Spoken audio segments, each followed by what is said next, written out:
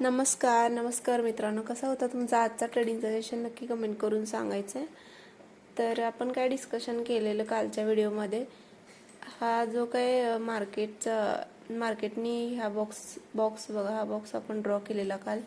Market ह्या झोनमध्ये फिरते, जोपर्यंत ह्या झोनचा ब्रेकआउट होणार नाही तोपर्यंत मोठा मोमेंटम बघायला भेटणार नाही. पण सडनली काय झालं, मार्केट डाऊनलाच ओपन झालंय. बघायला गेलं तर 200 पॉईंटला डाऊन ओपन झालाय. त्याच्यामुळे तो कोणाला ट्रेड करायला भेटला असेल की नाही माहीत नाही. बट 23,000चं आपण टार्गेट डाऊनला बोललेलो ते आपल्याला भेटले. आणि इथं बघायला गेलं तर ह्याच लेवलला टच करून मार्केट परत काही केलं, डाऊनला आलेलं आहे. हा पण 200 पॉईंटचा मोमेंटम आहे. तर उद्यासाठी काय असणार आहे, मग मोठ्या टाइम फ्रेमवर आपण शिफ्ट झालो. तर ही जी काही कॅन्डल आहे, ही कॅन्डल बघा, ही पूर्ण निगेटिव्ह कॅन्डल आहे. उद्या मला वाटतं 23,000ची लेवल खालच्या साईडला ब्रेक झाली तर मार्केट 22,800 पर्यंत येऊ शकते. आपला मला काहीच नाही वाटत आहे.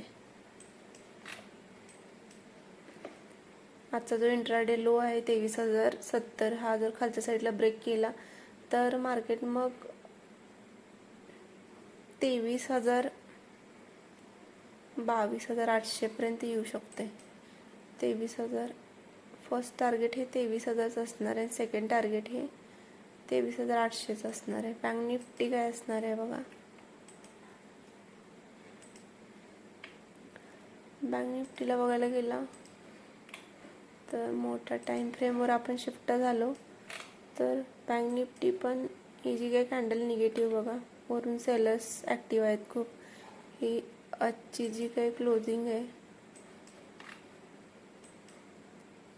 52,850 ही लेवल उद्याच्या ट्रेडिंगच्या सेशनमध्ये डाऊनला ब्रेक झाली तर मग आपल्याला मात्र 53,000चं टार्गेट उद्याच्या ट्रेडिंगच्या सेशनमध्ये बघायला भेटू शकते. मला डाऊनच वाटते उद्यासाठी.